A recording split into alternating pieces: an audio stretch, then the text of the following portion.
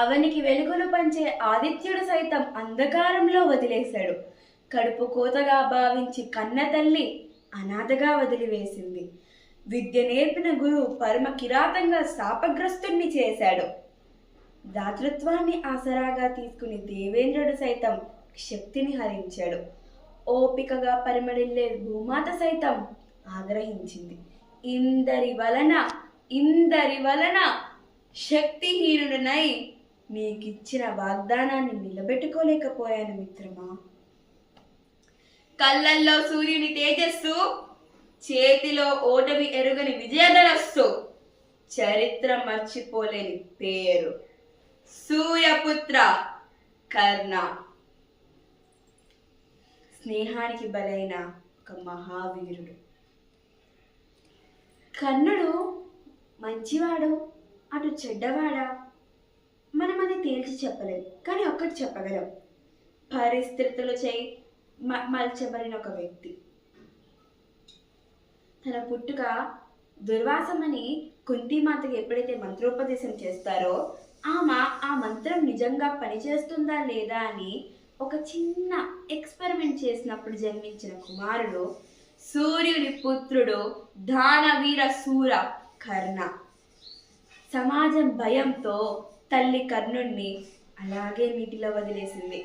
ఒక సూతుడి ఇంటిలో, ఒక రథసారథి ఇంటిలో సూతపుత్రుడిగా పెరిగాడు. తన ప్రతిభని ఎవరూ గుర్తించలేదు, తన జన్మని చూశారు. వాళ్ళకి ఎక్కడ తెలుసు కర్ణుడు సూతపుత్రుడు కాదు, క్షత్రియుడు అని. క్షత్రియులకి మాత్రమే అర్హత ఉన్న ఆ కాలంలో నేను సూతుడినైతే ఏంటి, నాకు విద్య నేర్చుకోవాలని ఉంది అని ఆ పట్టుదలతో పరశురామ ప్రభు దగ్గర అబద్ధమాడి విద్య నేర్చుకున్నాడు. ఆ అబద్ధానికి ఆయన ఇచ్చిన శాపం, నీకు అవసరమైన క్షరంలో నీ విద్య నీకు గుర్తురాదని శాపం ఇచ్చాడు తన గురువు. అక్కడ గురువు దగ్గర ఆడిన అబద్ధం తన జీవితాన్ని మార్చేస్తుందని అప్పుడు కర్ణుడికి ఎక్కడ తెలుసు. నా ప్రతిభని ఇక్కడ ఉన్న మనుషులందరికీ చూపించి నన్ను నేను నిరూపించుకుంటాను.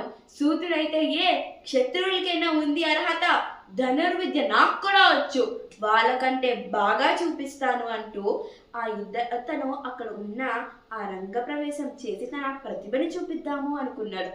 అక్కడ కూడా తనకు ఎదురైంది అవమానం. కానీ ఆ అవమానంతో తన జీవితం మారుతుంది, తన జీవితంతోనే చదరంగా మారుతాడని తనకేమి తెలుసు. దుర్యోధనుడు తను కర్ణుల్లో ఉన్న శక్తిని గ్రహించి తనకి అవసరంగా తనకి పనికొస్తాడు అనుకుంటూ తనకి అవసరంగా మలుచుకున్న వ్యక్తి కర్ణుడు. రాజ్యం ఇచ్చాడు, పదవి ఇచ్చాడు, గౌరవం ఇచ్చాడు. అన్నిటికంటే ముందు నిన్నెవరు ఆపేది? నువ్వు కూడా మాలాగానే ధనుర్విద్యని ఉపయోగించగలవు, నిన్ను ఒక రాజ్యానికి రాజుని చేయబోతున్నానని అంగరాజ్యానికి అంగరాజ్యాధిపతిగా చేసిన వ్యక్తి దుర్యోధనుడు. ఇవన్నీ చేసినప్పుడు కర్ణుడికి ఏమీ కనిపించలేదు. తన వెనక జరుగుతున్న కుట్రలు కనిపించలేదు, చెడు జరుగుతుందని కూడా కనిపించలేదు. తన అవమానాలకి సమాధానం మాత్రమే కనిపించింది. తన ఇవ్వబోతున్న వాగ్దానం ఏమిటా వాగ్దానం? తన సొంత తోబుట్టుని మరణశయపై పడుకోబెడుతున్నాను అన్న వాగ్దానం, అంటే అర్జునుడి మరణం. మరి కర్ణుడు ధర్మపరుడేనా అని మీకు సందేహం రావచ్చు. ఖచ్చితంగా తన ధర్మపరుడే. మనకి మహాభారతంలో కూడా శ్రీకృష్ణుడు చెప్తారు, కర్ణుడు, భీష్ముడు, ద్రోణుడు వీళ్ళందరూ మహారథులు, వీళ్ళందరూ ధర్మపరులే. కానీ వాళ్ళు చేసిన తప్పేంటంటే వాళ్ళ ముందు జరుగుతున్న ఈ ఎన్నో అధర్మ పనులని చూసి కూడా వాళ్ళు ఎంచుకున్న మార్గం మౌనం. ధర్మపరులు మౌనంగా ఉంటే ధర్మం ఇంకా ఎక్కడ నెలకొండుతుంది? అప్పుడే శ్రీకృష్ణుడు వాళ్ళు తప్పు చేశారు, తప్పుని తప్పు అని చెప్పనోళ్ళు చేసేదే ఇంకా పెద్ద తప్పు అని మనకి ఒక క్లియర్గా మనకి ఎక్స్ప్లెయిన్ చేశారు మహాభారతంలో. కర్ణుడు చేసిన మొదటి తప్పు ఏంటంటే స్నేహం చేశాడు. కర్ణుడు లాంటి స్నేహితుడు ఎక్కడా ఉండడని గొప్పగా చెప్పుకుంటాం. ఎందుకంటే ఎవరుంటారు? ఎన్ని తప్పులు చేసినా ఎంత అవమానించినా తన వెనకాల అవమానిస్తున్నారని తనకి తెలుసు. కానీ తను ఇచ్చిన వాగ్దానానికి కట్టుబడి, మిత్రమా ఏది ఏమైనా సరే నువ్వు నాకు ఇచ్చిన దానికి నా ప్రాణాలే అర్పిస్తున్నానని చెప్పిన మహావీరుడు కర్ణుడు. కానీ ఎందుకు ప్రయత్నించలేదు తన స్నేహితుడిని మారుస్తానికి? ఎందుకు ప్రయత్నించలేదు తన స్నేహితుడిని కూడా ధర్మ మార్గానికి తీసుకురావటానికి? స్నేహం చేసే ముందు ఒక్కసారి ఆలోచించాలి. ఎందుకంటే ఒక కుళ్ళిపోయిన పండు దగ్గర ఒక మంచి పండు తీసుకొచ్చి పెడితే ఆ పండు కూడా కుళ్ళిపోతుంది. మరి అలాంటప్పుడు ఒక మంచి వాడిని తీసుకొచ్చి ఒక చెడవాడి దగ్గర కూర్చోబెడితే ఖచ్చితంగా ప్రభావం పడుతుంది. పరిస్థితులు, స్నేహితులు, పరిస్థితులు పక్కన పెట్టండి, స్నేహితులు మాత్రం బాగా ప్రభావం చూపిస్తారు. ఎందుకంటే వాళ్ళతోనే ఉంటాం, వాళ్ళతోనే మాట్లాడతాం, వాళ్ళతో అన్ని పంచుకుంటాం. అలాంటప్పుడు మరి వాళ్ళ థాట్స్ వీళ్ళ థాట్స్ రెండు మిక్స్ అయ్యి వాట్ మే హ్యాపెన్ మనం చూసింది కర్ణ దుర్యోధనలో, అదే మనం చూస్తున్నది. కుంతీమాత చెప్పింది, కృష్ణుడు చెప్పాడు. కుంతీమాత అయితే వేడుకుంది, పుత్రా నువ్వు నా పుత్రుడివి. నేను ఆ సమయంలో నాకు సమాజ భయంతో నిన్ను వదులుకున్న ముత్యానువి పుత్ర, నిన్ను ఇప్పుడు ప్రార్థిస్తున్నాను, దయచేసి వచ్చేసాయి. అద్భుతమైన జీవితం ఉండబోతుంది. నువ్వు పాండవుల్లో పెద్దవాడివి పుత్ర అని చెప్పింది. కృష్ణుడు వచ్చి చెప్పాడు, అవమానాలు వస్తే వాటిని ఎదిరించాలి, వాటిని ఎదిరించి పోరాడాలి, అంతే తప్ప ఒక మార్గం చూపించారు అంటూ ఆ మార్గంలో వెళ్ళిపోవటం కాదు కదా. సరే, సమాజం మొత్తం ఎగతాళి చేసింది అంటావు, ఒక రాయిని పదే పదే కొడితేనే అది శిల్పం అవుతుంది, అలా ఎందుకు అనుకోలేదు? ఆ సమాజం నిన్ను ఎగతాళి చేయటం వల్లే, అవమానిస్తం వల్లే నువ్వు ఇప్పుడు గొప్ప ధనుర్ధారిగా నిల్చున్నావు. అదే సమాజం నిన్నేమనకుండా ఉండుంటే నువ్వు ధనుడి విద్య నేర్చుకోవడానికి ముందడుగు వేసేవాడివా? మరి ఆ సమాజాన్ని పట్టుకుని ఎందుకు అంటున్నావు? దుర్యోధనుడు ఏదో సులువైన మార్గం చూపించాడు కదా అంటూ అంగరాజ్యానికి రాజుగా నిల్చున్నావు. కానీ దుర్యోధనుడు ఎన్ని అవమానాలు చేశాడు. పాండవులు ధర్మపక్షాన్ని నిల్చున్నా కూడా వాళ్ళకి ఎంత బాధని కలిగించారో నువ్వు గ్రహించావా? ఎన్నో ప్రశ్నలు అడిగినా కూడా కర్ణుడిచ్చిన సమాధానం ఒకటే, స్నేహానికి కట్టుబడ్డ వాణ్ణి నేను మాటిచ్చాను, తప్పలేను అని.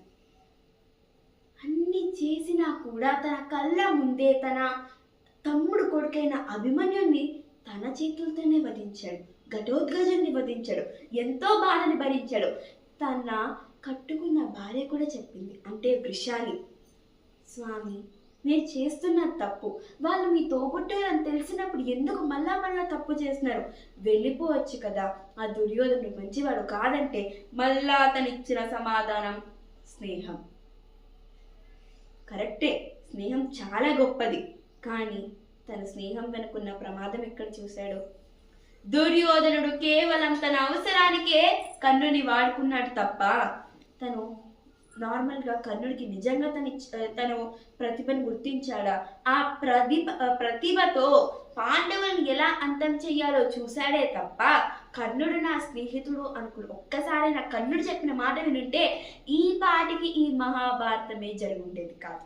బహుశా ఇందుకేమో మనకి అర్థం కావాలి, మన స్నేహాలు మనం ఎలా చూస్ చేసుకోవాలి, how to choose hour friendship అని చెప్పడానికి ఏమో ఒక మహారథి, ఒక మహావీరుడు ఓటమికి గురయ్యాడు.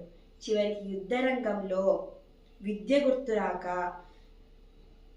తన భూమిలో ఆ రథ చక్రం కూరుకుపోవటం వల్ల ఆ సమయాన అర్జునుడు కూడా ఇంకా మేము కర్ణుడి వధిస్తేనే మాకు విజయం చేకూరుతుందని అర్థం చేసుకుని అలాంటి క్లిష్ట పరిస్థితిలో అర్జునుడు కర్ణుడిపై అస్త్రాన్ని వదిలాడు. కర్ణుడు కూడా ఇంకా చేసేదేముంది, శ్రీకృష్ణుడు చెప్పినా కూడా కర్ణుడు వినలేదు. ఇంకా కర్ణుడికి ఒకటి అర్థమైంది, ధర్మం వాళ్ళ పక్షాన ఉంది, విజయం వాళ్ళదని. ఆనందంగా చివరి వరకు ధైర్యంగా తను ఇచ్చిన మాట కోసం పోరాడిన ఒక మహావీరుడు కర్ణుడు. Chapter close. మరి ఇక్కడ వరకు కర్ణుడు చాలా గొప్పవాడని చెప్పుకున్నాం. ఒకటే చెప్తున్నా, ధర్మపరుణ్ణి సైతం అధర్మానికి లాగగలిగింది ఒక్కటే, స్నేహం. అలాంటి స్నేహం మీరు ఎవరితో చేస్తున్నారో వాళ్ళు ఎందుకు మిమ్మల్ని చేసుకుంటున్నారు స్నేహ, వాళ్ళు మీతో ఎందుకు స్నేహం చేస్తున్నారో 1-2 సార్లు ఆలోచించండి. It might sound very weird, it might sound crazy, but అది నిజం. స్నేహం అంటే అర్జునుడు కృష్ణుల్లా ఉండాలని ఎందరో మంది చెప్తుంటే why not Karna and Duryodhana అని మనకు డౌట్ రావచ్చు. అక్కడ అవసరం బట్టి స్నేహం ఏర్పడింది, కానీ నిజంగా స్నేహం ఉండుంటే పరిస్థితులు వేరేలా ఉండేవి. స్నేహం చేసి ప్రమాదాలు తెచ్చుకోకండి, స్నేహం చేసి గుర్తింపు తెచ్చుకోండి, కలిసి ఎదగండి, కలిసి మంచి పనులు చేయండి, కలిసి ధర్మ మార్గంలో నడవండి, అంతే తప్ప అధర్మ పనులు చేయకండి. ఒకవేళ మీ ఫ్రెండ్ కనుక అధర్మ మార్గంలో వెళ్తున్నారు, that means they are going in a bad way, drag them back and take them in a good way. ఒక ఫ్రెండ్ అన్ని హ్యాపీ టైంలో ఉంటాము లేదా సాడ్ టైంలో ఓదారుస్తామే కాదు ఫ్రెండ్షిప్ అంటే. వాళ్ళు తప్పు చేస్తే నువ్వు చేస్తున్న తప్పురా, హక్కు మీకు ఉంది, అది చెప్పండి. మీరు చేస్తున్న తప్పు మీరు మార్చుకోండి. ఒక ఫ్రెండ్గా చెప్తున్నాను, నా హక్కు మీకు ఉన్నప్పుడు please use your right wisely. No means ఎందరో మంది కన్నుల్లాగే మిగిలిపోతారు. Thank you.